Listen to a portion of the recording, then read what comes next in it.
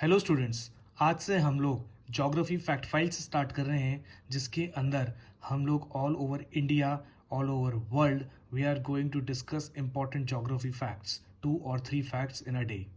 सो आज के जो इंपॉर्टेंट फैक्ट्स हैं दैट इज को related with our earlier videos like of the Andaman and the Nicobar islands and the coastal plains. अब हम देखेंगे इसके अंदर कुछ इंपॉर्टेंट पॉइंट्स जो कि उस टाइम पे हमारे या तो कवर नहीं हो पाए, कवर हुए तो हम लोग ध्यान नहीं दे पाए। So the first important fact file is about the Andaman and the Nicobar island vegetation. This island possesses following vegetations: tropical evergreen forest, moist deciduous forest, littoral forest, sub-montane forest. अब हम लोग ये देखेंगे, अगर आपने the first part of Andaman and Nicobar island ठीक से देखा है तो आपको ये टॉपिक बहुत इजीली माइंड में समझ में आ जाएगा through map. You generate yourself the map of Andaman and Nicobar Islands. Andaman and Nicobar Islands have tropical rainforest canopy in the North Andaman. Andaman को हमने 3 हिस्सों में कट किया था. जो उसका नदन पार्ट है वहाँ पे हमको मिलता है एवरग्रीन फॉरेस्ट, वहाँ पे बड़ा लश ग्रीन ट्रीज होती हैं. उसका जो साउथ पार्ट होता है जहाँ पे पोर्ट ब्लेयर आपको बताया गया था, साउथ अंडमान के अंदर एपीफाइटिक वेजिटेशन होती है जो कि ज़्यादातर फन्स एंड ऑर्चिड्स उसके एग्जाम्पल होता है. In the middle Andaman harbour we have mostly moist deciduous forest. That means the middle region of Andaman shed their leaves with time. So 3 type की वेजिटेशन अंडमान के अंदर ही itself है: tropical evergreen forest, moist deciduous forest and this epiphytic vegetation. Now let us go down towards the Nicobar Island. And in the Nicobar Island itself, जो North Nicobar Islands हैं, because it is away from the equator, so we do not find the evergreen forest in the North Nicobar Island. So there is complete absence of evergreen forest, but the central and southern island possess to some extent. And जो निकोबार के अंदर major dominated vegetation है वो है grasslands. So grassland occurs only in the Nicobar. Deciduous forests are common in the Andamans and but are absent in the Nicobars. So this is important point that deciduous forest is present in the Andamans but it is absent in the Nicobar Islands, while grassland is major dominating vegetation in the Nicobar. So you should also know the meaning of epiphytic vegetation. These are those plants which grow on the surface of the plant but derive its nutrient air water from the atmosphere. So basically it is not a parasite, because parasite lives on host and derives its food from the host.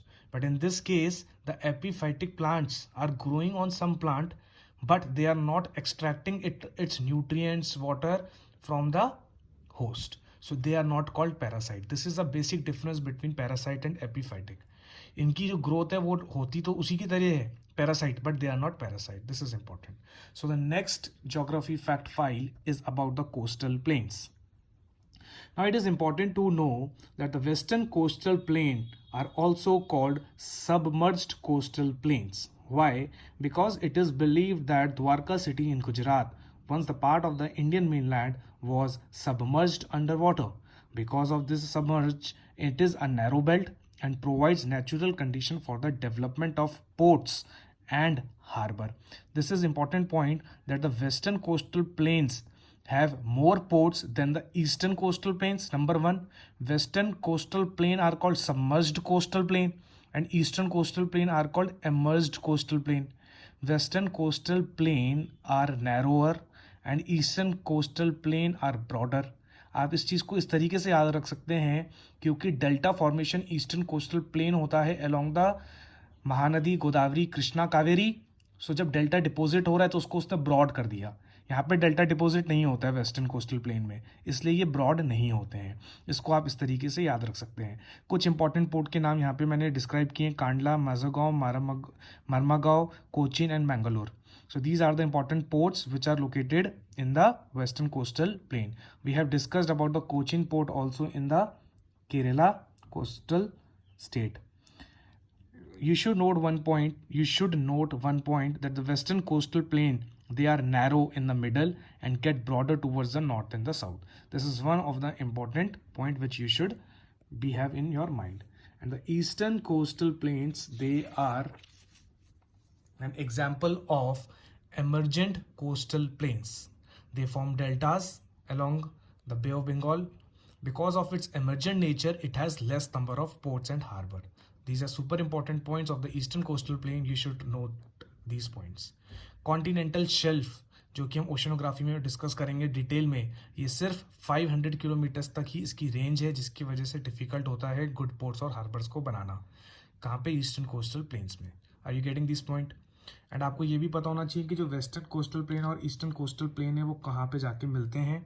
We have discussed in the module, so आप उसको revisit करिए and let me know in the comment box. This is your question of the day. Now the third fact is the drainage pattern.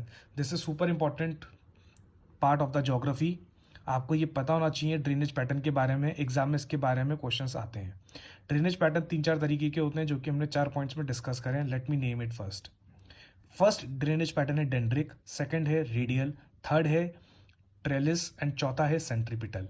हम लोग उसके example के साथ समझते हैं कि इसमें क्या होता है. अगर कभी भी ड्रेनेज पैटर्न ट्री की ब्रांचेस के जैसे निकलती हैं सो उसको कहते हैं डेंड्रिटिक. क्या बोलते हैं? डेंड्रिटिक.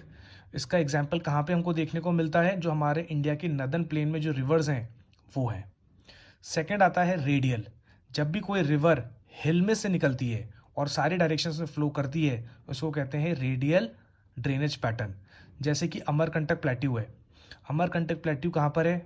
कमेंट बॉक्स में बताएंगे, या फिर मैं यहाँ भी बता सकता हूँ. I can tell you the Amarkantak range is in the Madhya Pradesh from where Narmada river originates. Are you getting this point? So the river originating from Amarkantak range follows which pattern? Radial pattern. अब क्या होता है, जो मेन रिवर को join करता है उसको primary tributaries बोलते हैं, और उस ट्रिब्यूटरी की भी जो दूसरी ट्रिब्यूटरी होती है उसको कहते हैं सेकेंडरी ट्रिब्यूटरी. अगर सेकेंडरी ट्रिब्यूटरी प्राइमरी ट्रिब्यूटरी को राइट एंगल पे जोड़ती है तो उसको क्या बोलते हैं? ट्रेलिस. क्या बोलते हैं?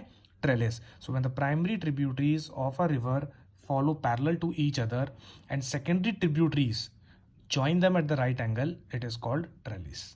And this last important drainage pattern is centripetal. When river discharges their water from all directions in a lake. एक लेक क्या होता है? एनक्लोज्ड वाटर बॉडी होती है, चारों तरफ लैंड होता है, उसको कहते हैं lake.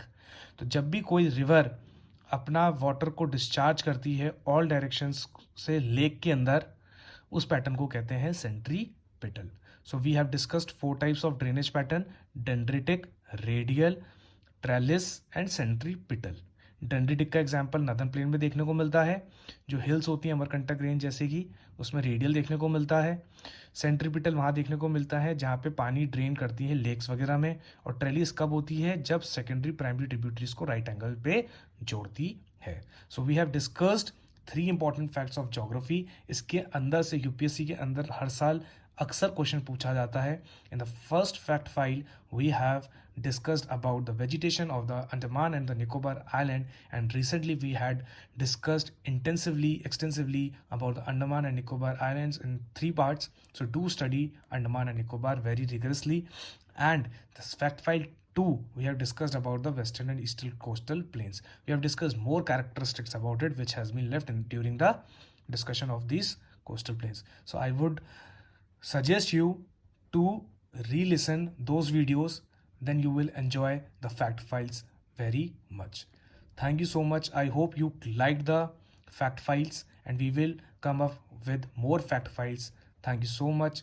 If you have not yet subscribed my channel, please do subscribe. Thank you so much.